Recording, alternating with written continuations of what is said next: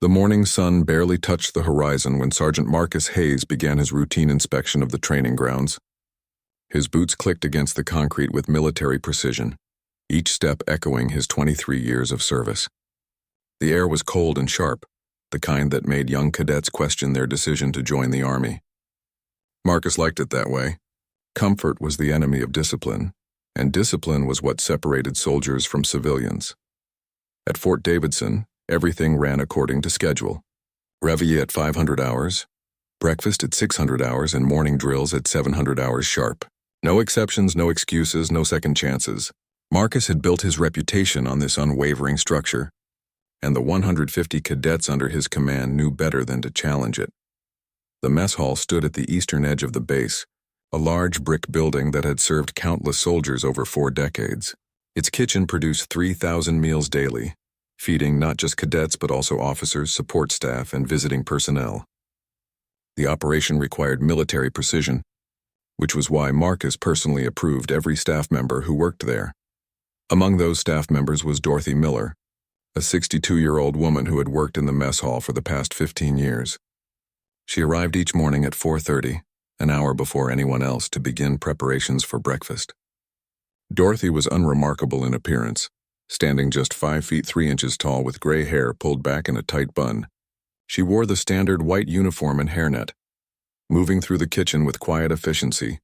Most cadets barely noticed her. She was simply the lady who served eggs and bacon, who refilled coffee pots, who smiled politely but rarely spoke. Marcus had interviewed her once 15 years ago, when she first applied for the position. Her references were impeccable, her background check clean, and her work ethic beyond reproach. She was exactly what the mess hall needed, reliable and invisible. What neither Marcus nor anyone else at Fort Davidson knew was that Dorothy Miller carried secrets from a life before the mess hall, a life she had carefully buried beneath layers of ordinary routine. She never spoke about her past, never shared personal stories during breaks, never attended staff social events. When co-workers asked about her life, she offered pleasant but vague responses that revealed nothing. Over time, people stopped asking. Dorothy became part of the background, as permanent and unremarkable as the tables and chairs. The Tuesday that changed everything began like any other.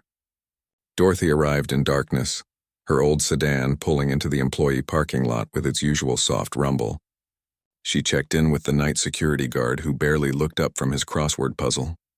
Inside the kitchen, she tied her apron, washed her hands, and began preparing the morning meal for 150 hungry cadets. Marcus was already on the training grounds, conducting his pre-dawn inspection. He checked equipment, verified that obstacle courses were properly maintained, and reviewed the day's training schedule.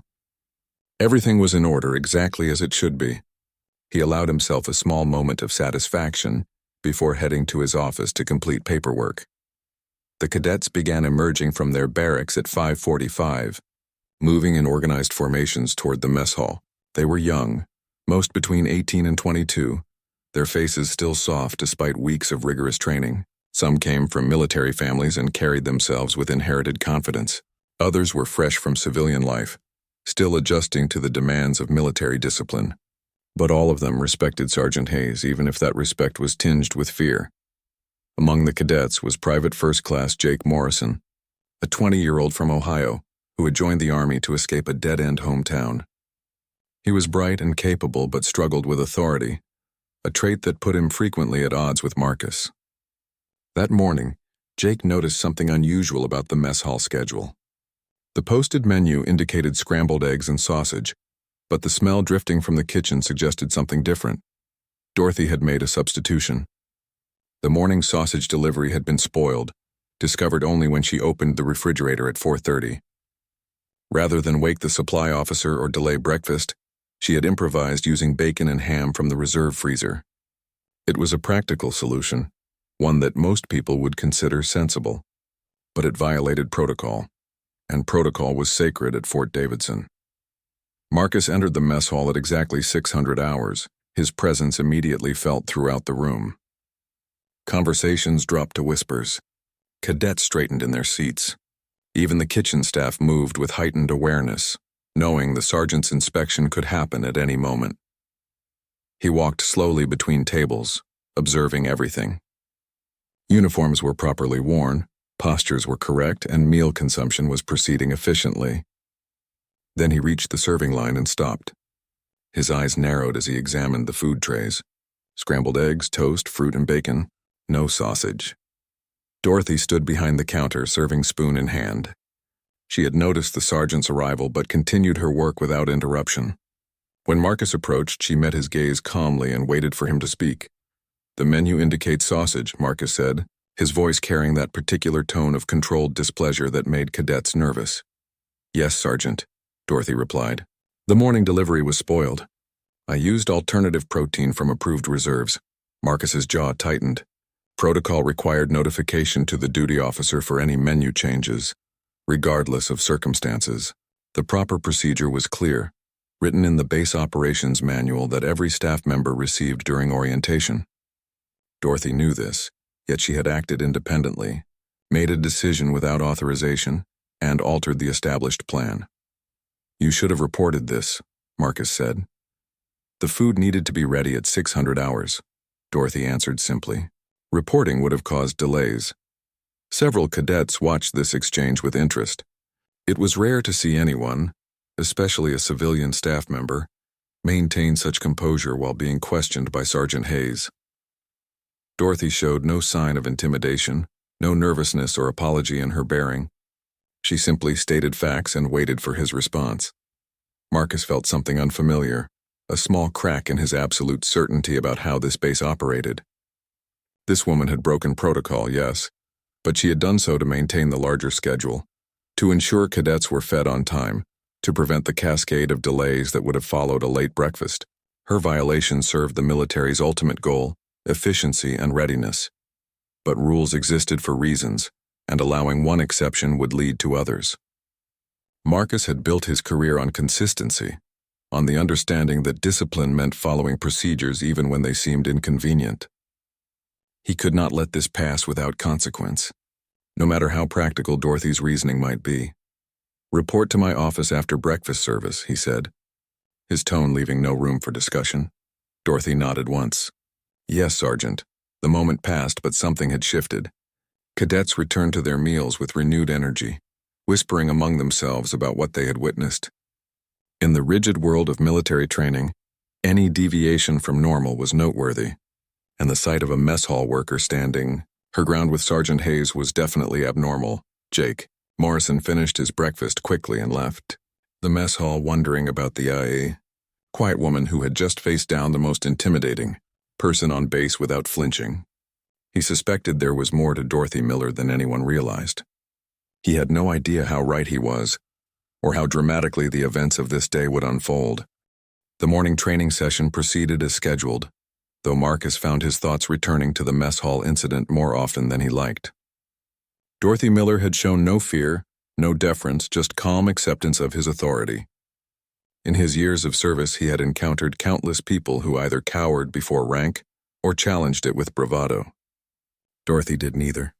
She simply existed in her own space, unaffected by military hierarchy.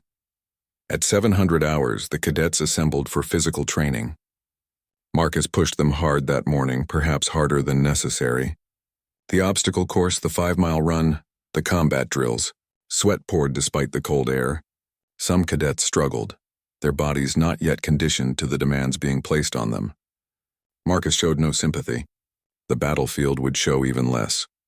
Private Jake Morrison performed well during the drills, his natural athleticism carrying him through exercises that left others gasping. But his mind was elsewhere, still thinking about the mess hall confrontation. Something about Dorothy's demeanor had been familiar, though he could not place why. It reminded him of his grandfather, a Korean War veteran who carried himself with quiet confidence born from experiences he rarely discussed. By 900 hours, breakfast service had ended and the kitchen staff was cleaning up. Dorothy moved through her tasks with the same methodical efficiency she brought to everything. She scrubbed serving trays, organized storage areas, and prepared ingredients for lunch. Other staff members whispered among themselves about her impending meeting with Sergeant Hayes, speculating about what punishment might come. Violation of protocol could mean anything from a written warning to termination. Dorothy seemed unconcerned. She finished her cleanup duties, removed her apron, and walked across the base toward the administrative building where Marcus maintained his office. The morning had grown warmer, though clouds gathering on the horizon promised afternoon rain. She passed formations of cadets marching to various training locations, their synchronized steps creating rhythmic thunder against the pavement. Marcus's office was located on the second floor of a building that housed most of the base's administrative functions.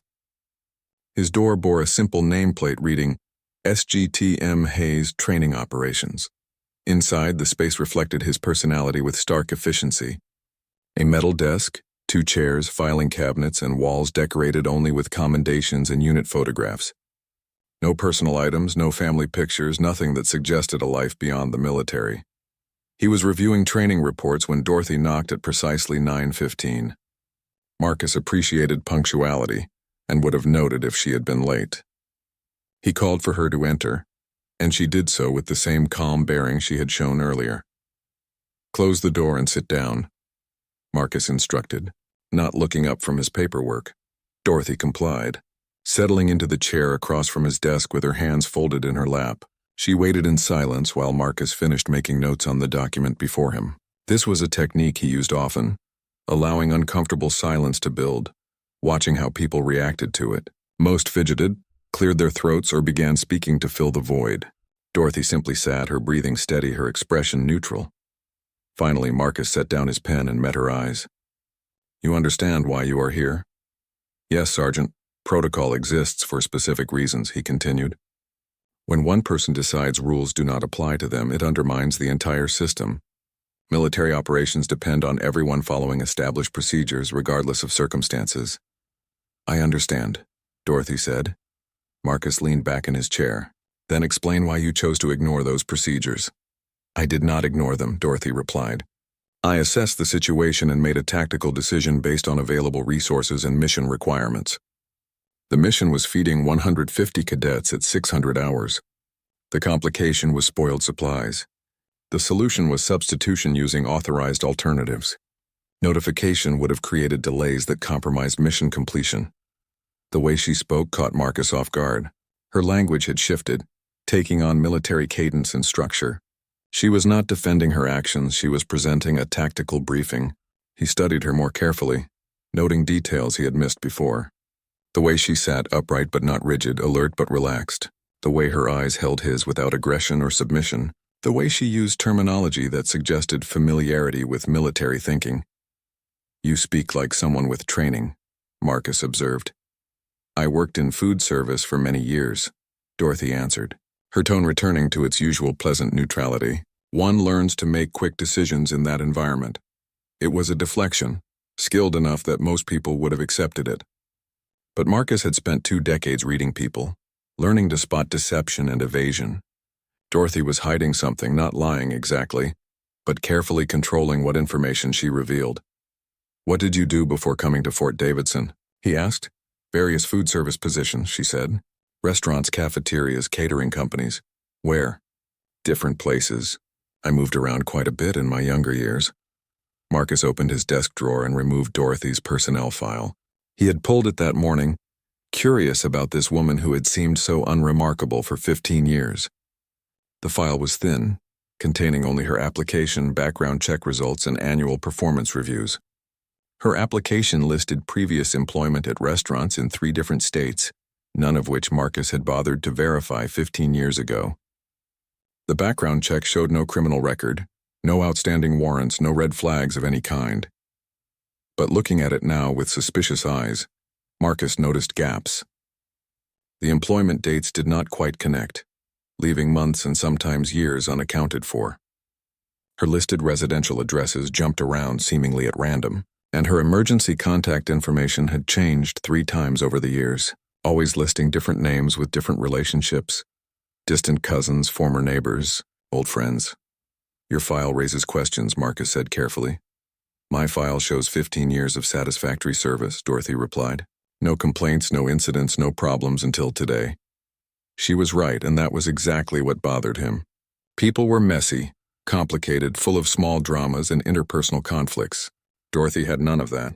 She had been perfectly unremarkable for 15 years, which in itself was remarkable. Marcus made a decision. I am going to verify your previous employment. For the first time, something flickered in Dorothy's expression. Not fear exactly, but acknowledgement that the situation had shifted. She remained silent for a moment, then spoke quietly. If you do that, you may learn things that complicate matters. Is there something you need to tell me? Marcus asked. Dorothy considered this carefully. My service record at this base speaks for itself. What I did before coming here is not relevant to my current position. That is for me to determine. Yes, Sergeant, she acknowledged, but I would ask that you consider carefully whether satisfying curiosity is worth the potential complications. It was not a threat, but it was a warning. Marcus felt that same discomfort he had experienced in the mess hall, the sense that he was missing something important. Dorothy Miller was not who she appeared to be, and part of him wanted to know the truth. But another part, the part shaped by decades of military pragmatism, wondered if some mysteries were better left unsolved. Before he could respond, his office phone rang. It was the base commander's assistant, requesting his immediate presence for an urgent matter. Marcus told Dorothy to wait, then left his office to take the call from a secure line down the hall. Alone in the office, Dorothy remained seated. She did not touch anything, did not look through papers or examine the items on his desk. She simply sat and waited, her expression thoughtful. Through the window she could see cadets running formations in the distance, their young faces set with determination. She had watched thousands of young soldiers over 15 years, fed them, smiled at them, sent them off to whatever futures awaited them. This had been a good life, quiet and predictable. She had hoped to finish her career here, maybe 5 more years until retirement, then disappear into an even quieter existence somewhere far away. But secrets had a way of surfacing eventually, no matter how carefully buried. Dorothy had known this day might come, had prepared for it in her methodical way, though she had hoped it would not be necessary. Marcus returned 10 minutes later, his expression troubled. The base commander wanted a full report on all personnel before an upcoming inspection by regional command. That meant thorough verification of everyone's credentials and backgrounds, not just Dorothy's. It was routine procedure. But the timing meant Marcus would be obligated to follow through on his implied threat to investigate her past. The base is conducting personnel reviews, he said, settling back behind his desk. Your background will be verified along with everyone else's. Dorothy nodded slowly. When does this review begin? Immediately. I will be making calls this afternoon. Then I should return to work, Dorothy said, standing. Unless there is anything else? Marcus waved her toward the door, already reaching for his phone. Dorothy left without another word, walking back across the base toward the mess hall where lunch preparations would be starting soon. She had perhaps 6 hours before Marcus discovered that. Marcus began his calls at 1300 hours, starting with the first restaurant Dorothy had listed on her application from 20 years ago. The phone number was disconnected. He tried the second restaurant, a family diner supposedly located in Minnesota. That number rang, but no one answered, and there was no voicemail system. The third number connected to a hardware store whose owner insisted they had never heard of any restaurant at that address. His suspicions growing, Marcus turned to internet searches. The restaurants Dorothy had listed either did not appear in any historical records or had closed decades before the dates she claimed to have worked there. It was possible she had simply remembered names incorrectly, or that records were incomplete. But Marcus's instincts told him otherwise. This was deliberate deception, carefully constructed to satisfy basic employment verification while hiding something deeper. He picked up the phone again, this time calling the background check company the base had used 15 years earlier. After navigating through automated systems and waiting on hold, he finally reached a representative who pulled up Dorothy's old file. The check had been standard, scanning for criminal records and outstanding warrants, but not deeply investigating her employment history. Nothing had raised flags because there was nothing obvious to find. Dorothy Miller was exactly the kind of applicant who sailed through basic screening, unremarkable and forgettable. Marcus hung up and sat back in his chair, thinking. He could escalate this to base security, request a full investigation, potentially uncover whatever Dorothy was hiding. But something stopped him. She had worked here for 15 years without incident, had proven herself reliable and competent, had never given anyone reason to doubt her. If she was hiding something, It clearly was not affecting her current work. Did he really want to destroy whatever new life she had built over something in her past? While Marcus wrestled with this decision, Dorothy was in the mess hall kitchen preparing lunch. Her hands moved through familiar tasks automatically while her mind calculated possibilities and probabilities. She knew approximately how long it would take Marcus to discover the truth about her fabricated employment history. She knew he would then face a choice about whether to pursue the matter further or let it go. She knew the odds were not in her favor. Around her, other kitchen staff worked on their assigned tasks. They occasionally glanced her way, curiosity evident on their faces. Word had spread about her morning meeting with Sergeant Hayes, and everyone wanted to know what had happened. Dorothy offered them nothing. No explanations, no gossip. Just the same quiet competence she always displayed. At 13:30 hours, the cadets began filing in for lunch. They came in organized groups, their morning training completed, their bodies hungry and tired. Dorothy took her position behind the serving counter, ladling out portions of chicken, vegetables, and rice with mechanical precision. Each cadet received exactly the same amount. No favorites, no variations. Complete equality in portions, just as military regulations required. Private Jake Morrison came through the line and paused when Dorothy served his plate. Up close, he noticed details about her that most people missed. The way her hands moved with practiced efficiency suggested someone accustomed to working under pressure. The small scar above her left eyebrow that might have come from any number of accidents but looked like the kind caused by impact. The way her eyes constantly tracked movement throughout the room, always aware of her surroundings, never fully focused on just one thing. "Thank you, ma'am," Jake said, using the polite address all cadets were taught to use with civilian staff. Dorothy met his eyes briefly and nodded. "You are welcome." Jake moved on, but his mind continued working on the puzzle of Dorothy Miller. He had grown up around veterans, people who carried themselves in distinctive ways even decades after their service ended. Dorothy had that same quality, though he could not pinpoint exactly what it was. Just a feeling, an intuition that there was more to her story than anyone knew. Training resumed after lunch, but the afternoon session was different.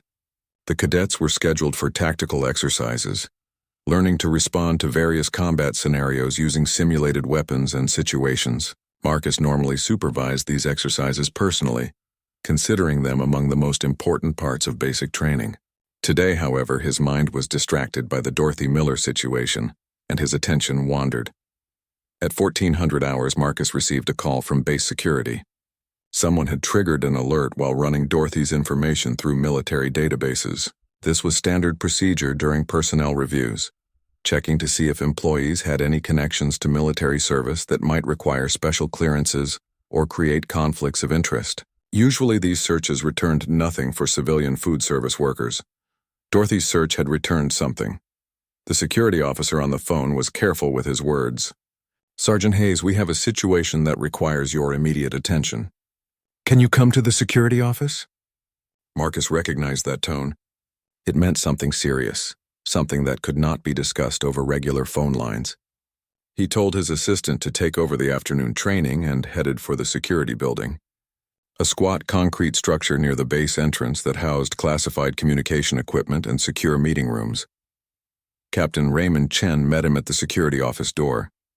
Chen was the base's intelligence officer, responsible for handling classified matters and coordinating with other military branches on sensitive issues. His presence confirmed that whatever they had found was not routine. "Come with me," Chen said, leading Marcus to a secure conference room where computer screens displayed information Marcus was not cleared to see. Chen closed the door and activated the room's security measures, ensuring their conversation could not be overheard. "Your mess hall employee, Dorothy Miller," Chen began. "That is not her real name." Marcus had suspected deception, but hearing it confirmed still felt like a physical blow. "Who is she?" "That information is classified above your clearance level," Chen said.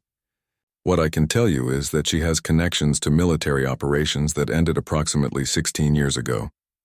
Those operations are still protected by confidentiality agreements and national security restrictions. Is she a threat to this base?"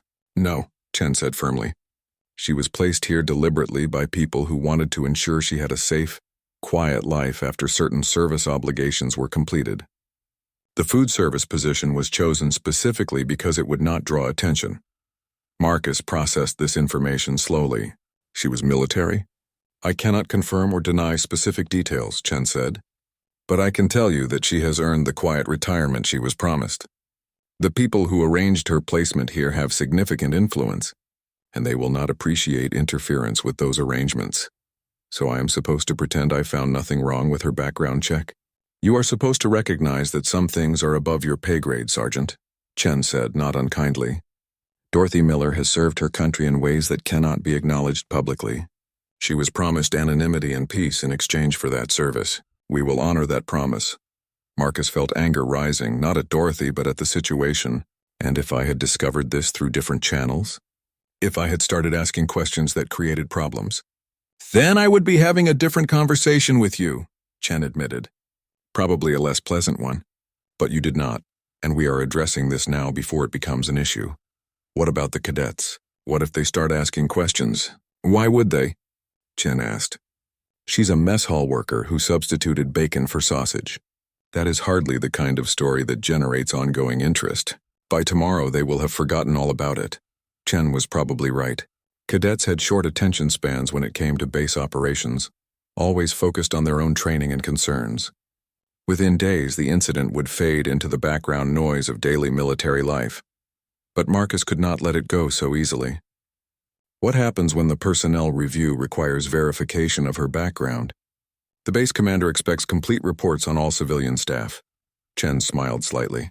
The personnel review will show that Dorothy Miller's background has been verified through appropriate channels and cleared for continued service.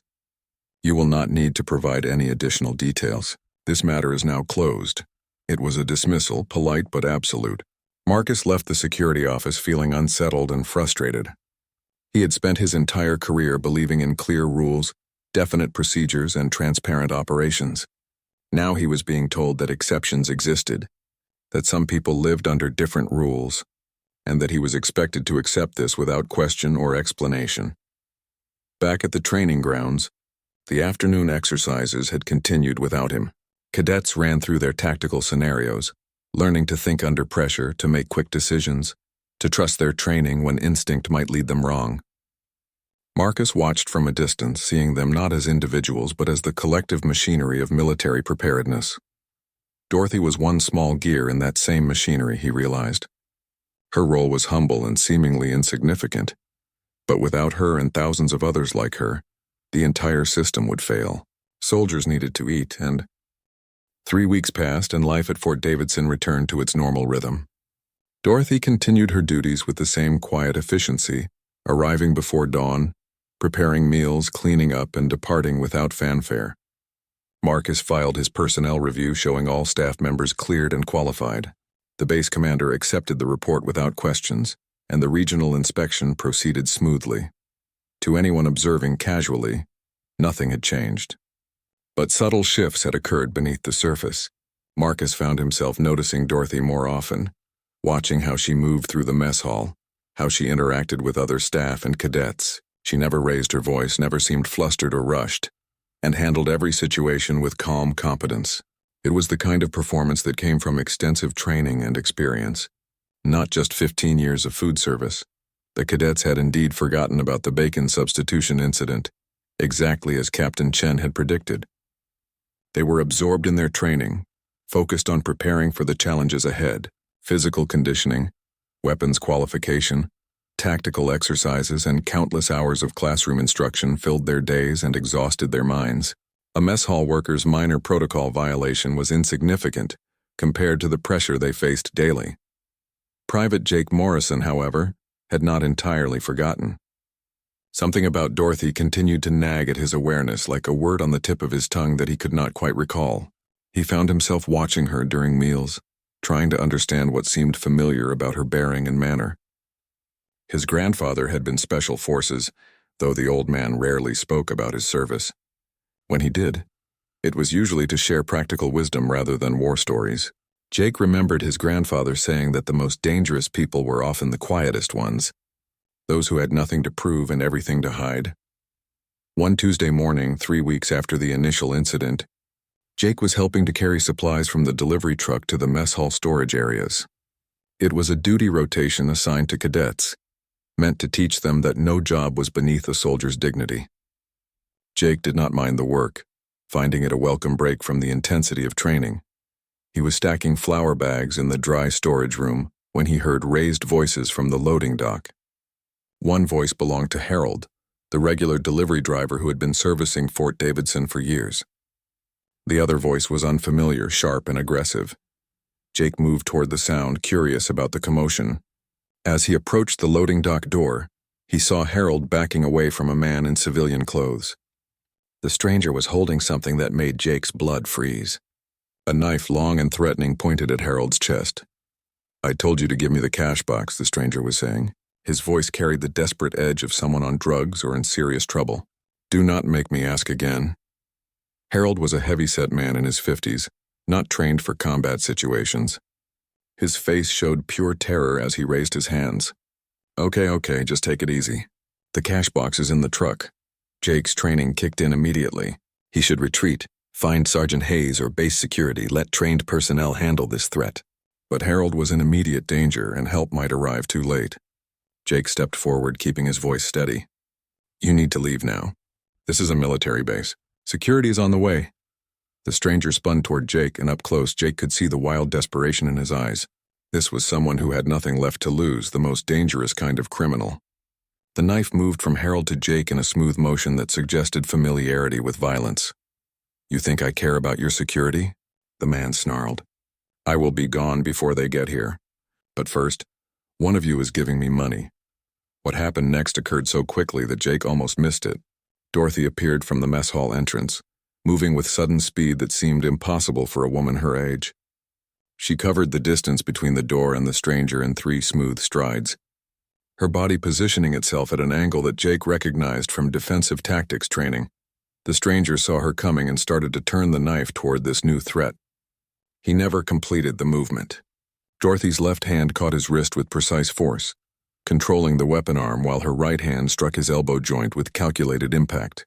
The knife clattered to the concrete as the stranger cried out in pain, but Dorothy was not finished. She maintained control of his arm, twisting it behind his back while simultaneously sweeping his legs out from under him. The stranger hit the ground hard, face first, with Dorothy kneeling on his back and keeping his arm locked in a position that made resistance impossible. The entire encounter lasted perhaps 3 seconds. Jake stood frozen, his mind struggling to process what he had just witnessed. The movements Dorothy had used were not something learned in self-defense classes at the community center. They were military combatives, advanced techniques taught to special operations personnel, executed with the kind of muscle memory that came from years of practice. Harold was equally stunned, his mouth hanging open. Dorothy remained calm, applying just enough pressure to keep the stranger immobilized while she spoke, in that same quiet voice Jake had heard hundreds of times serving breakfast. "Someone should call security now," she said. Jake finally moved, pulling out his phone and dialing the base security number. His hands were shaking slightly, but his voice remained steady as he reported the situation. The security dispatcher promised immediate response, and indeed, within 2 minutes, 3 security officers arrived with weapons drawn. They took control of the stranger, removing him from Dorothy's grip and placing him in handcuffs. One officer began questioning witnesses while the others secured the scene and called for backup. The whole loading dock area was suddenly full of personnel, military police, security staff, and curious onlookers drawn by the commotion. Sergeant Marcus Hayes arrived within 5 minutes. Having heard the radio traffic about an incident at the mess hall, he took in the scene quickly, his experienced eye noting the positions where people stood, the knife still on the ground, and Dorothy quietly stepping back toward the mess hall entrance as if hoping to disappear before anyone asked questions.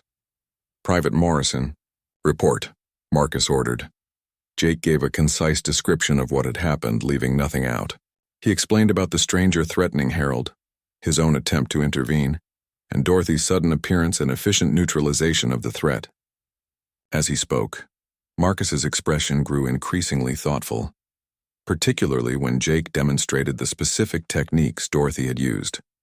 "And you are certain about the moves she employed?" Marcus asked. "Yes, Sergeant," Jake confirmed. I recognize them from our training, but she executed them at a higher level than anything we have been taught. Marcus turned to Dorothy, who had been standing quietly, waiting. Other staff members watched with open curiosity. Several cadets who had gathered to observe whispered among themselves.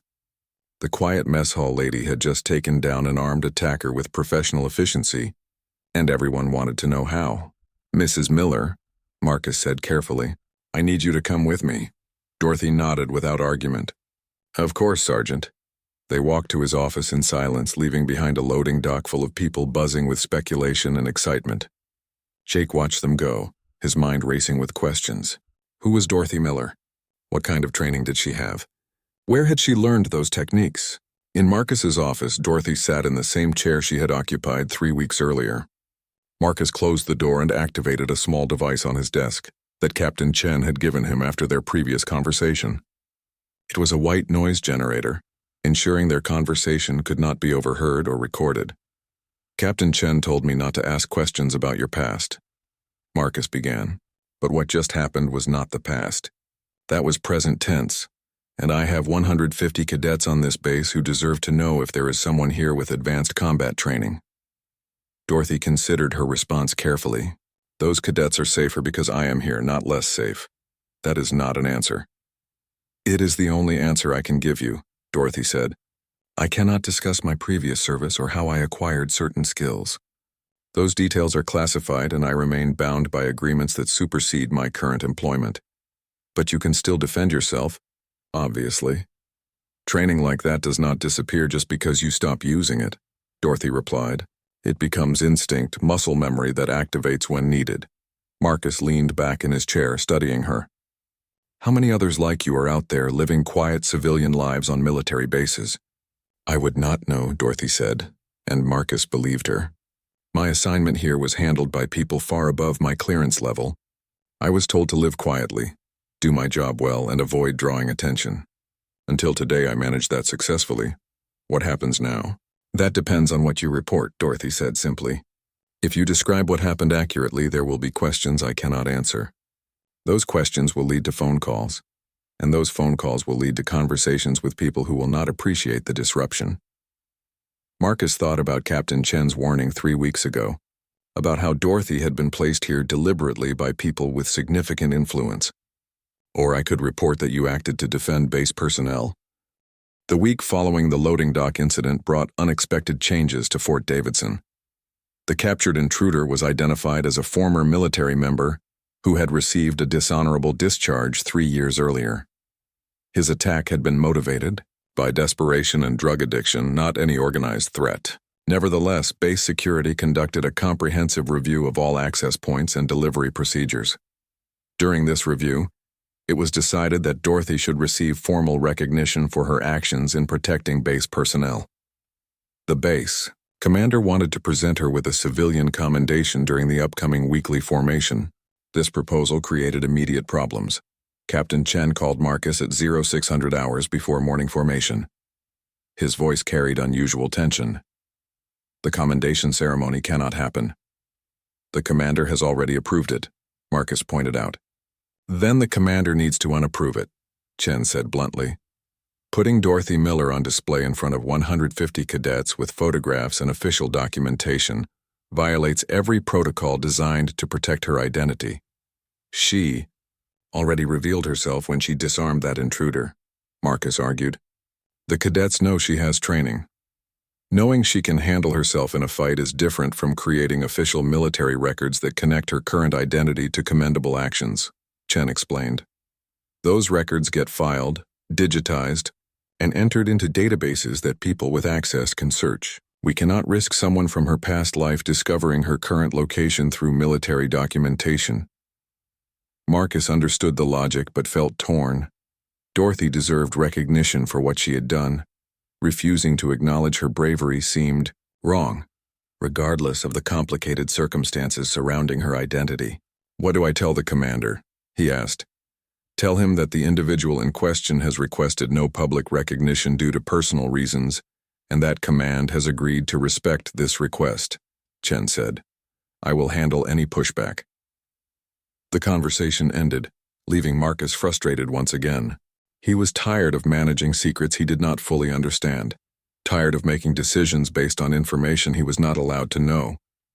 But he followed Chen's instructions, informing the base commander that Dorothy had declined the commendation.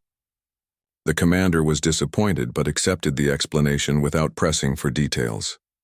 Dorothy learned about the canceled ceremony from Marcus during a brief conversation in the mess hall office. She showed no emotion when he explained the situation, simply nodding her understanding. "I did not want recognition anyway," she said. "I was just doing what needed to be done." "Most people would want credit for saving someone's life," Marcus observed. "I am not most people," Dorothy replied, and there was something sad in her voice, a weariness that suggested she had given up too much over too many years. That afternoon, Private Jake Morrison requested a meeting with Sergeant Hayes. Jake had been thinking about the loading dock incident constantly, replaying Dorothy's movements in his mind, trying to understand the implications of what he had witnessed. His curiosity had evolved into something deeper, a need to understand who Dorothy really was and what her presence on the base meant. Marcus received Jake in his office with some reluctance. He suspected what the young cadet wanted to discuss, and he was prepared to shut down any questions about Dorothy's background. But Jake surprised him with a different approach. "Sergeant, I want to know if there are programs that create people like Mrs. Miller," Jake began. "Advanced training that goes beyond standard military operations." Marcus considered this carefully. "What makes you think such programs exist?" "Because I saw what she did," Jake said. "Those were not basic self-defense moves. That was advanced combat training, the kind that takes years to develop. And the way she stayed calm, the way she assessed the situation and acted without hesitation, that comes from real experience, not just practice." "You are observing correctly," Marcus admitted. "But that does not mean I can tell you anything about where that training comes from or what programs might exist." Jake leaned forward, his expression earnest. "I am not asking you to violate any confidentiality. I am asking whether I could pursue that kind of training myself. My grandfather was Special Forces, and he always said I had the right temperament for difficult work. Seeing Mrs. Miller in action made me realize that is what I want to do. I want to be someone who can make a difference in critical situations." Marcus studied the young cadet thoughtfully. Jake Morrison had shown promise throughout his training, demonstrating intelligence, physical capability, and the kind of adaptability that suggested he could handle more challenging assignments. But special operations required more than just ability. They required sacrifice, the willingness to give up normal life for missions that might never be acknowledged. "What you are describing requires commitment most people cannot sustain," Marcus said carefully. "The training is brutal, the missions are dangerous, and the personal cost is higher than you can imagine from where you are sitting now." "Mrs. Miller paid that cost," Jake said, "and she still acts when people need help, even though she is supposed to be retired or whatever her situation is. That tells me the training is worth it." Marcus could not argue with that logic. Dorothy's actions had demonstrated exactly the kind of character and capability that special operations units sought. If she had inspired Jake to pursue similar service, then perhaps some good had come from the incident, despite all the complications it had created. "There are programs," Marcus said slowly. "Selection processes for units that conduct operations most people never hear about. The path starts with exceptional performance in your current training, followed by Ranger School or other advanced qualifications, then assessment for special operations units. Most candidates fail at some point along that path. The standards are designed to be almost impossible. But some people make it," Jake said. "Yes," Marcus confirmed. "Some people make it. And if you are serious about this path, you need to focus on being the best cadet in your training class. Outstanding performance here opens doors to opportunities later." Jake stood and saluted. "Thank you, Sergeant. I will make it happen." After Jake left, Marcus sat alone in his office considering the unexpected consequences of that morning at the loading dock. Dorothy had tried to remain invisible, but her moment of necessary action had revealed enough to inspire at least one young cadet toward a harder path. Marcus wondered how many other cadets might be similarly affected. How many might look at this quiet woman serving breakfast and realize that extraordinary capability could hide behind ordinary appearances. Dorothy herself remained focused on her work, deliberately avoiding any behavior that might draw additional attention. She arrived early, performed her duties efficiently, and left promptly at the end of each shift. When other staff members tried to ask her about the incident, she deflected with polite but firm responses that offered no information. Gradually, most people stopped asking and returned to treating her as they always had, with casual familiarity that recognized her presence without really seeing her. But some people continued to notice. Several female cadets began watching Dorothy more carefully during meals, seeing in her a different kind of role model than the usual military examples. These young women were navigating a male-dominated environment where physical strength and aggressive confidence were often valued over other qualities. Dorothy represented something different, quiet competence that did not need to announce itself, strength that did not require displays or demonstrations. One of these cadets, Private First Class Maria Santos, worked up the courage to approach Dorothy near the end of a lunch shift. Maria was small, barely meeting the height requirements for military service, and struggled with some of the physical demands of training. She often questioned whether she belonged in uniform. "Mrs. Miller," Maria said hesitantly, "could I ask you something?" Dorothy looked up from the tray she was cleaning. "Of course. How did you learn to do what you did? I mean, were you always strong, or did that come from training?" Dorothy set down the tray and gave Maria her full attention. She could see the uncertainty in the young woman's eyes, the fear that she might not be enough to succeed in this demanding environment. "Strength comes in different forms," Dorothy said carefully. "Physical power matters, but so does timing, technique, and the willingness to act when necessary. I learned that size and force are less important than skill and determination." "But you had to train for years to develop that skill," Maria said. "Yes," Dorothy admitted. "But everyone starts somewhere. The question is whether you are willing to put in the work necessary to become capable." Maria nodded slowly. "I want to be strong like you. Not just physically, but in the way you handled that situation. You were not afraid." "Fear is normal," Dorothy said. "Being brave does not mean having no fear. It means acting despite the fear, because the situation requires it." This conversation was brief but significant for Maria. She returned to her training with renewed determination, focusing on developing her skills rather than worrying about her limitations. Other cadets noticed the change in her attitude and performance. Some asked what had motivated her transformation, and Maria always gave the same answer. She had talked with Mrs. Miller. Word of these conversations, Ria. 6 months after the loading dock incident, Fort Davidson had settled into a new normal. Dorothy continued her work in the mess hall, but her presence carried different weight now. The cadets knew she was more than she appeared, though the exact details remained mysterious. This knowledge created a strange dynamic where Dorothy was simultaneously invisible and iconic, ignored during daily routine, but remembered as an example when challenges arose. Private Jake Morrison had indeed become the top performer in his training class. His determination to pursue special operations pushed him to excel in every area, from physical fitness to tactical exercises to classroom performance. When his training cycle completed and he prepared to move on to the next phase of his military career, he requested one final meeting with Dorothy. She agreed to speak with him after her shift ended one afternoon. They met outside the mess hall, sitting on a bench overlooking the training grounds where cadets ran formations in the fading daylight. Jake struggled to find words for what he wanted to say.